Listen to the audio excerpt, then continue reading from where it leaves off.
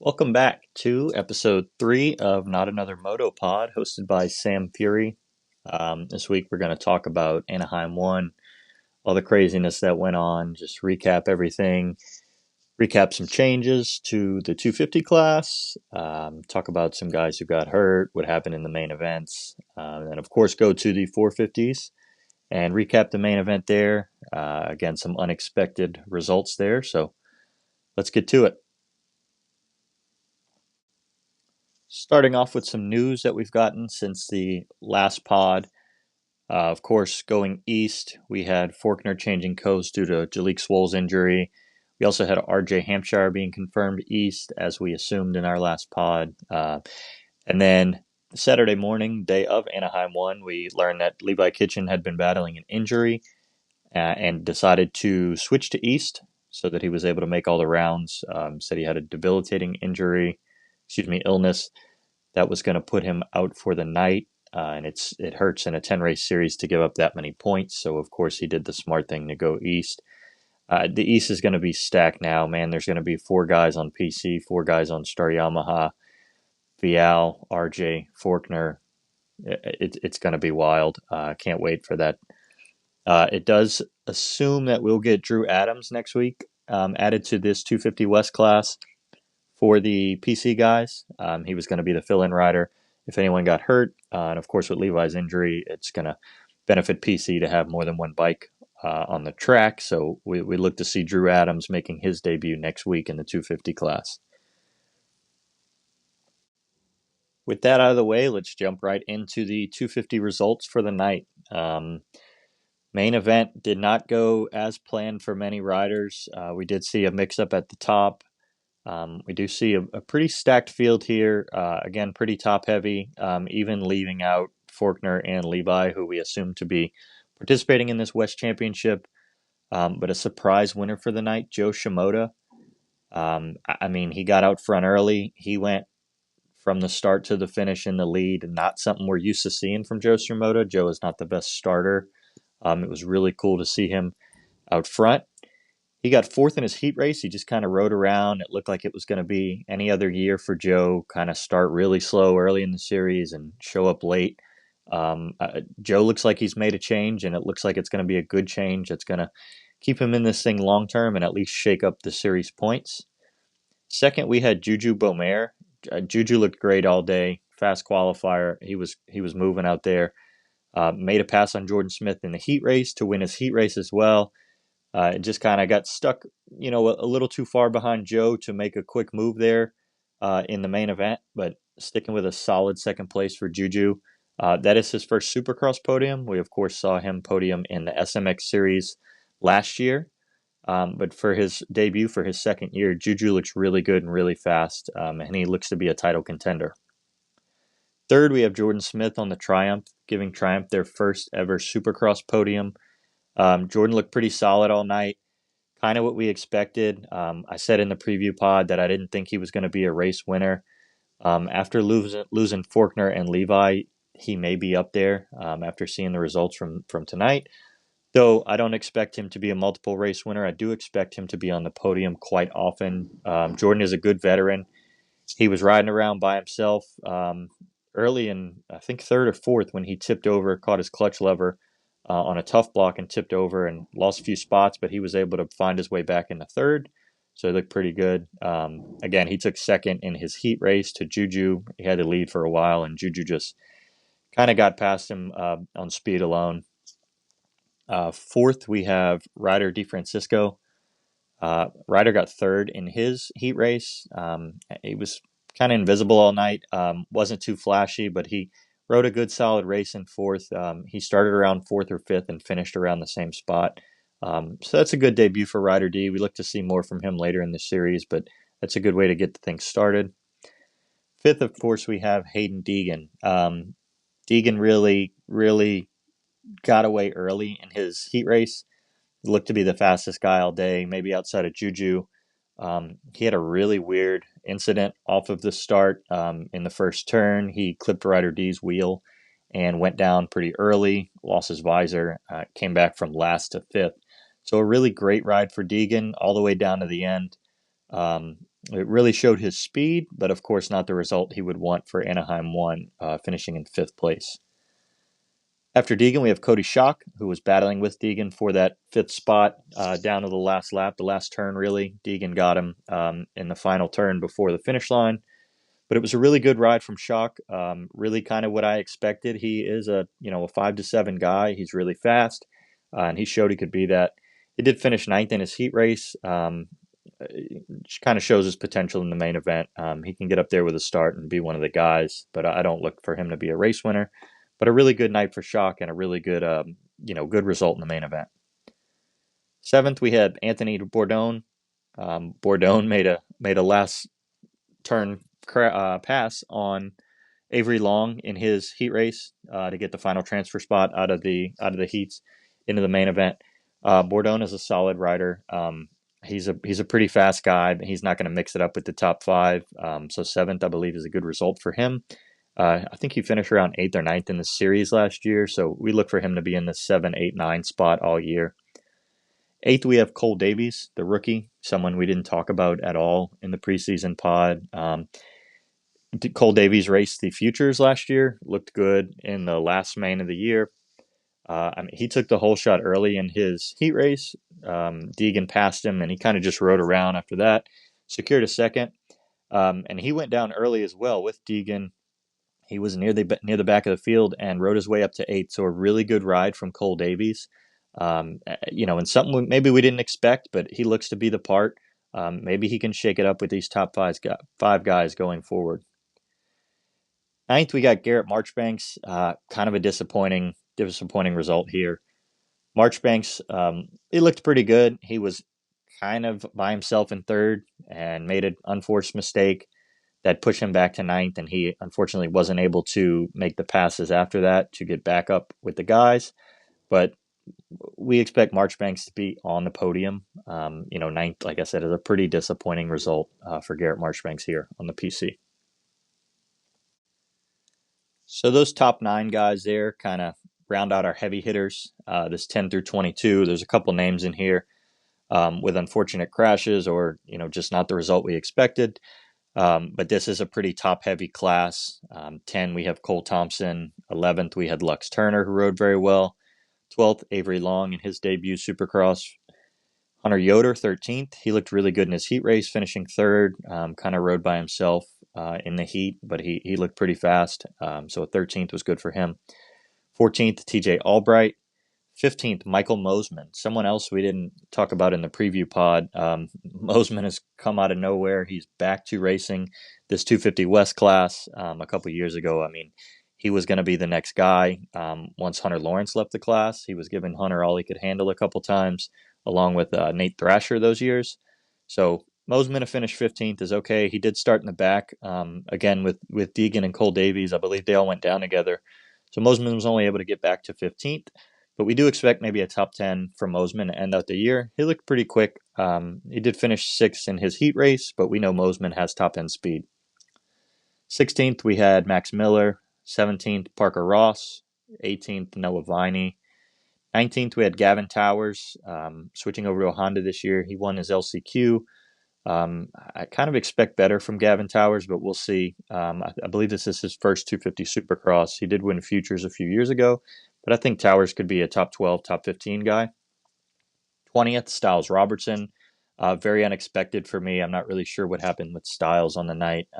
He wasn't on TV often. I do expect Styles to be in that 5 to 8 range, or 3, 4 even at maximum speed. But Styles hasn't raced in a while, so maybe he's just getting back into the swing of things. 21st, we had Joshua Varese, and then 22nd, we had Jet Reynolds, who went down early in his debut 250 Supercross race. Unfortunately, on the night, we did have Evan Ferry go out of his heat race with a torn Achilles. We did have a few guys that missed the main event that we may, names we've seen over the years, names that we may see in these to kind of shake it up in the next few races with Dominic Thury, Dylan Walsh, and Talon Hawkins, all guys who have been racing for several years now and know how to put it together. So look for those names in the future, creeping into these results. All right, switching to the 450 class. Again, kind of a surprise in the results here. Anaheim 1 is known to get a bit funky here, so no surprise to have a weirdo race, but maybe not the results we would have predicted ahead of time. With that being said, Chase Sexton, I mean, he got out front early and ran away with it. He made some good passes. He had a decent start. This was all him all day. He looked good in qualifying. He really ran away with his heat race as well. So Chase Sexton taking the win and kind of putting a stamp on it that he is going to be the guy to try to put it to Jet this year. Second, we had Ken Roczen riding unbelievably well. Roxon's always been fast early in the race. He's always good for several podiums a year. He's won a race the last 2 years. He's got 22 wins overall in his career. I mean, he's always been a guy. This is something maybe we didn't expect, but as Chase Sexton said, when Roczen won his heat race, he knew he was someone he was going to have to battle with tonight. So again, Roczen got out early in his heat race and did well to reel it in for second here in the main event.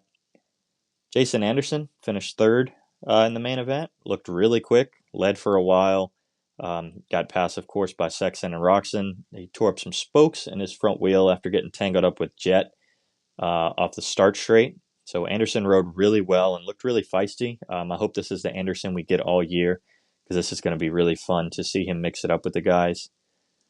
Fourth, we had Cooper Webb, who, I mean, he was kind of silent all night. He got fourth in his main, got fourth in the heat. He wasn't, blazing fast in qualifying or anything. He was kind of under the radar. So a fourth place starting out the year for Webb is good. He's never been great at Anaheim 1, so fourth works out great for him to start the year. Tomac was fifth. Tomac took the lead early. Tomac went down early. Sexton ran him over.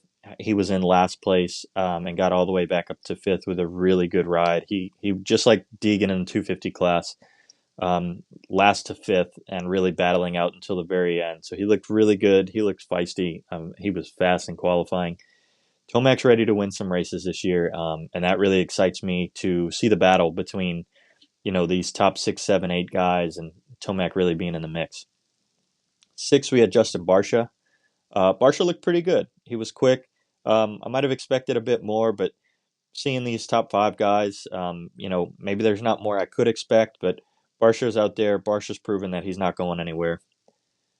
Justin Cooper in seventh. Coop had a good start and kind of went backwards. I was a little surprised. He was out front early with the guys with Prado and Anderson, and again, kind of went back to seventh. Not quite what I expected. When Cooper starts out front, he usually puts in laps and kind of stays in place up front. So, maybe we expect more from Cooper going forward, but seventh to start the season, not bad. Eighth, we have a bit of surprise with Justin Hill, a guy we didn't talk about in the 450 preview pod. Hill's known to be a guy who's fast, known to be a guy who kind of pops in when he feels like it, and it looks like he's feeling like it this year. So in 8th place, maybe we look to see him around the top 10, top 12 a lot this year. He's very fast. Like I said, he's a guy who can mix it up.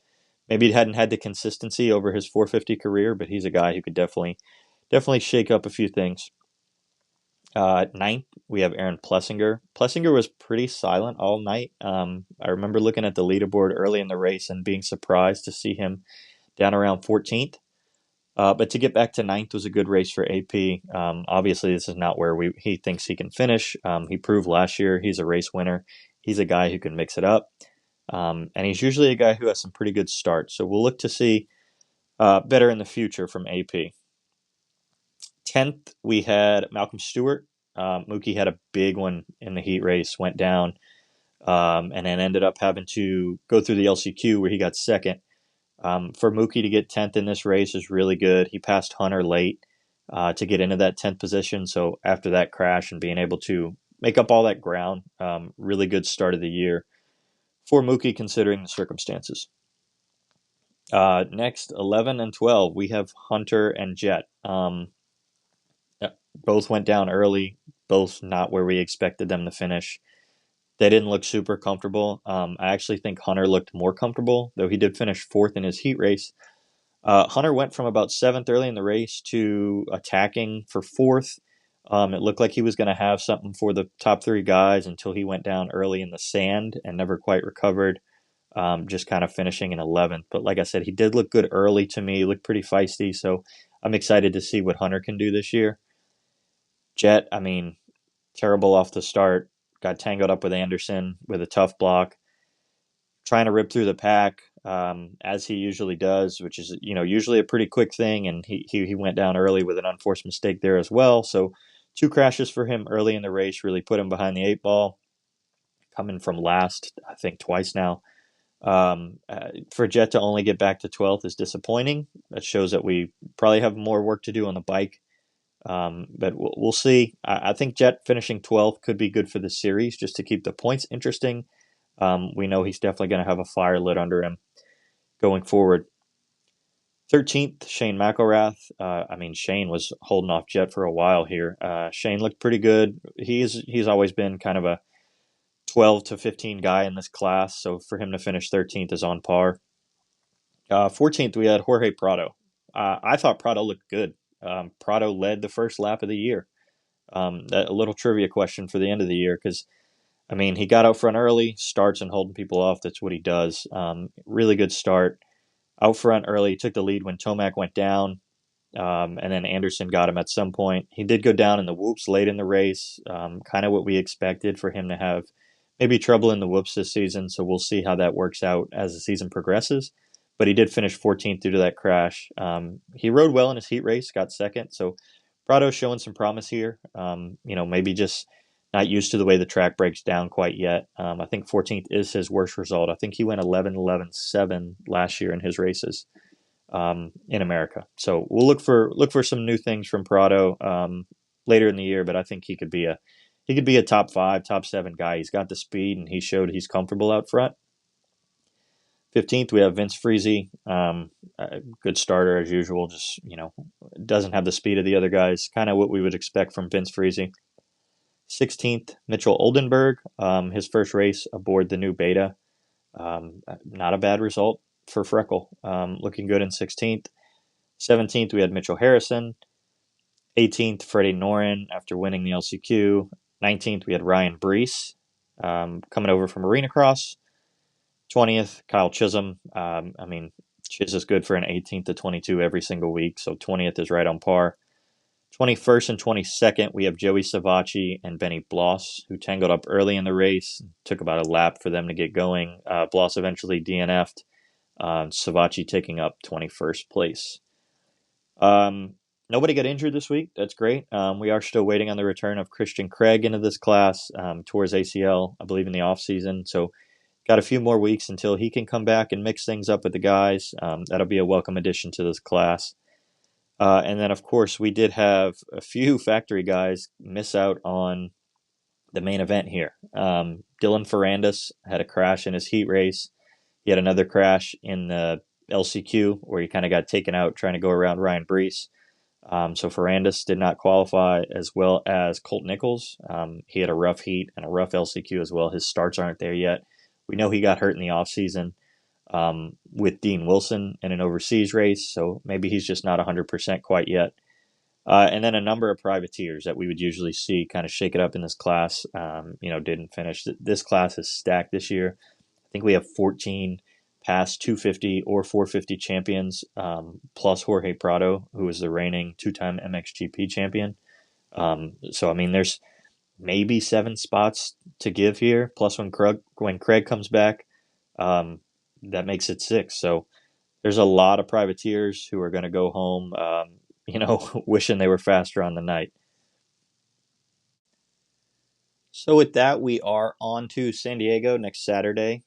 Thanks for tuning in. Kind of just some predictions for San Diego. I do see Deegan bouncing back, trying to get a win. Would love to see Joe kind of mix things up and stay up there at the top. Juju look fast. We'll see, if he can be fast all year and kind of mix it up for wins. Jordan Smith, Ryder D, maybe in those, 2 through 5 positions. And then through 450s, Jet's got to get back up there. He can't let Sexton run away with this thing. Sexton's got confidence after this race. Tomac as well. These are the guys he's going to have to be battling, and these guys look to be faster than him right now. Maybe not on all-out speed, but with comfortability and everything. So look to see Jet try to come back and get a win, kind of take some confidence away from Sexton and the guys up top. And so we look forward to it. I will be back next week with the San Diego recap. Thanks.